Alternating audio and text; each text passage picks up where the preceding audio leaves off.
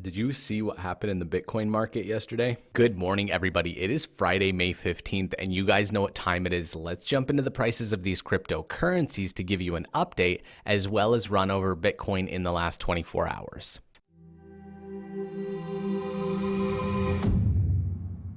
So if you watched yesterday's video and you know the current price of Bitcoin, we are exactly on track to what I said we were supposed to be at. What I did not expect was the cluster that happened all day, up and down and up and down and up and down, I think 4 times. Currently, the price of Bitcoin is $9,399.37, up 1.1% from yesterday. Ethereum also up 1% at $199.07. Dash up 0.4% at $73.68. And Litecoin, highest of them all, up 1.24% at $43.07. Now, when I updated you guys yesterday on the price of Bitcoin, we were sitting at that $9,100, $9,200 mark. I said if we can hold $9,300 for at least 24 hours, then it should shoot up and stay between the $9,500 and $10,000 range. What happened right after I finished filming the video was completely unexpected.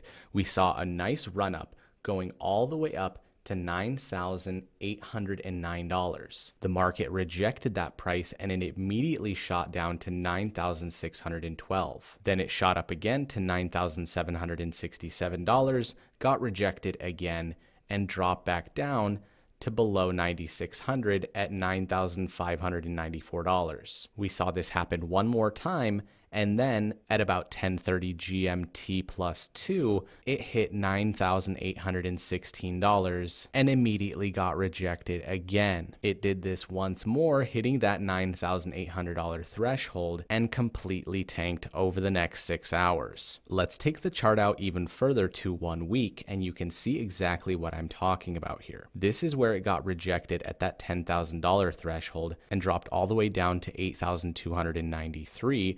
And we've seen a nice climb up ever since the halving. People anticipated that it would get back up to 10,000, but Bitcoin hit a subsequent resistance point at that $9,800 mark. Now let's go a little bit further in depth, because yesterday Bitcoin almost touched 9,900 and then shot back down dramatically. But I want to show you some trends in the chart to actually show you how you can use this information to make a more educated decision in the future. Now, if you look here, this right here is that $9,900 range. Then it dropped back down, then it went up, then it dropped back down, then it went up. But if you look at this, it begins to narrow, not reaching as high, not reaching as low, not reaching as high, not reaching as low.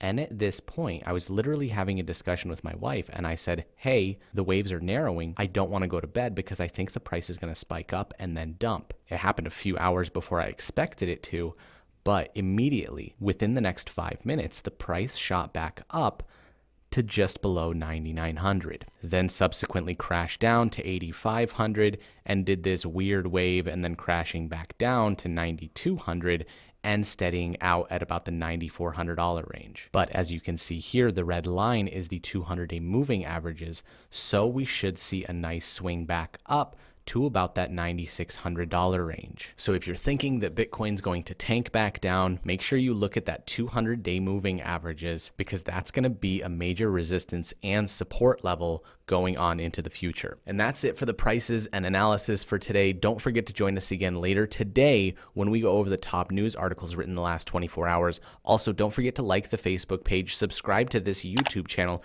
leave a thumbs up. I greatly appreciate it. Thanks for watching, and we'll see you later today.